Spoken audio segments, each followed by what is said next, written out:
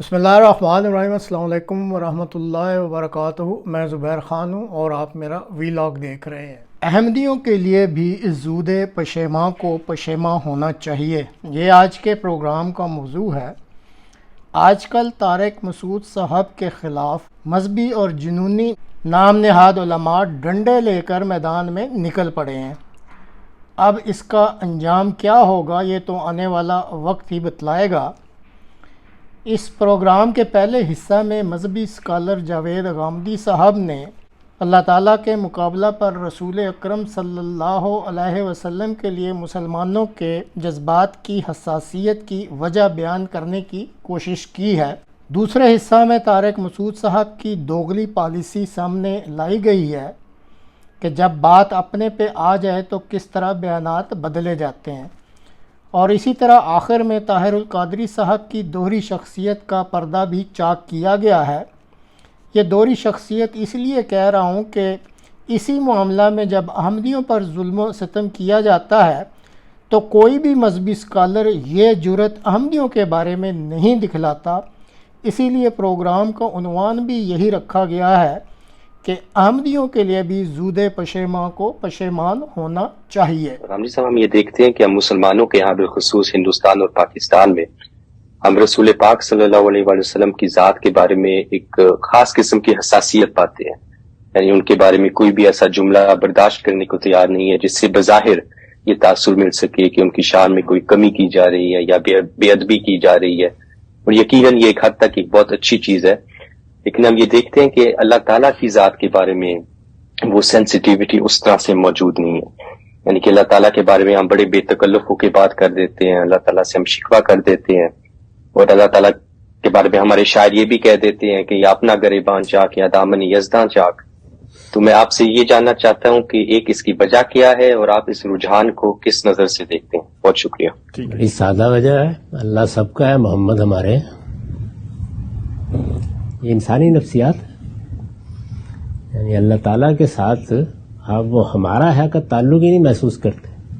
یہ میں کوئی مدح نہیں کر رہا بلکہ اس انسانی کمزوری کی طرف توجہ دلا رہا ہوں۔ یہی بات ہے جو مولانا محمود الحسن نے شیخ الہند جنہیں کہا جاتا ہے ایک موقع پر مولانا مناظر حسن گیلانی کو غالباً کہی تھی، جب انہوں نے پوچھا کہ یہ کیا سبب ہے مسلمان اتنے زیادہ، انہوں نے کہا کہ وہ رسول اللہ کی حمایت یا حمیت میں نہیں اٹھ کھڑے ہوتے، اصل میں اپنی حمایت اور حمیت میں اٹھتے ہیں۔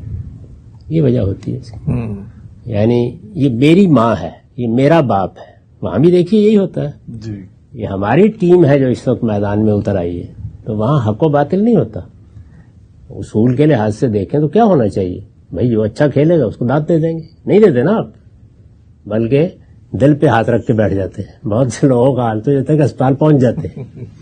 انسان کا ایک جذباتی وجود ہے، وہ عقلی وجود نہیں ہے، اور وہ عقلی طریقے سے کام بھی نہیں کرتا، اس لیے اس کی اصلاح کرنی چاہیے، بتانا چاہیے اس کو۔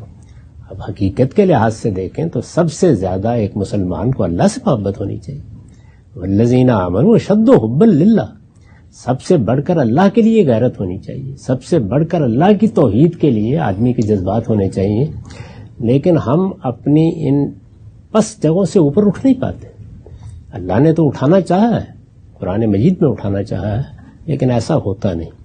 تو یہ وہی کمزوریاں ہیں جو انسان کے اندر پائی جاتی ہیں، اور جن قوموں کی تربیت کم ہوتی ہے، اور خاص طور پر اگر مذہبی لوگ بھی ناتراشیدہ قسم کے ہوں تو وہ اس جذباتیت کو اور بڑھا دیتے ہیں۔ وہ ہمارے ہاں بہت بڑھائی گئی ہے، اور اس کا نتیجہ کیا نکلا ہے؟ اس کا نتیجہ یہ نکلا ہے کہ ہم وہ قوم بن کر رہ گئے ہیں کہ جس پر واقعہ یہ ہے کہ آپ کو رشک آتا ہوگا، مجھے ترس آتا ہے۔ یہ وہ قوم ہے جو بندوق کی نوک پر اپنے پیغمبر کی عزت کرانا چاہتی ہے۔ اس سے زیادہ پستی کی بات تصور نہیں کی جا سکتی۔ عزت کرانی ہے تو استدلال کے ساتھ کرائیے، اور وہی عزت حقیقی عزت ہوتی ہے۔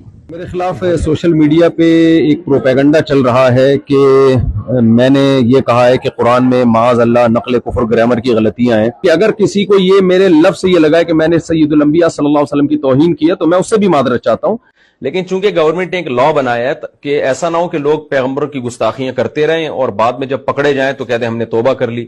میرے بارے میں یہ دعویٰ کیا گیا کہ میں نے ایسے الفاظ کہے ہیں جس سے نبی صلی اللہ علیہ وسلم کی بے ادبی جھلکتی ہے یا اس میں گستاخی کا پہلو نکلتا ہے. یہ دعویٰ کیا گیا, مجھ سے غلطی ہوئی ہے تو میں اس پہ دوبارہ صاف لفظوں میں معذرت کرتا ہوں, اللہ سے توبہ اور اپنے ان الفاظ سے رجوع. کہ ہمیں تو نہیں پتا دل سے کی ہے اوپر اوپر سے کی ہے, تو اس لیے جو گورنمنٹ لا ہے وہ یہی ہے کہ اگر کوئی شخص کھلے لفظوں میں پیغمبر صلی اللہ علیہ وسلم کی گستاخی کرے گا, گورنمنٹ پھر پابند ہوگی کہ اس کو سزا دے تاکہ یہ گستاخیوں کا دروازہ بند ہو جائے.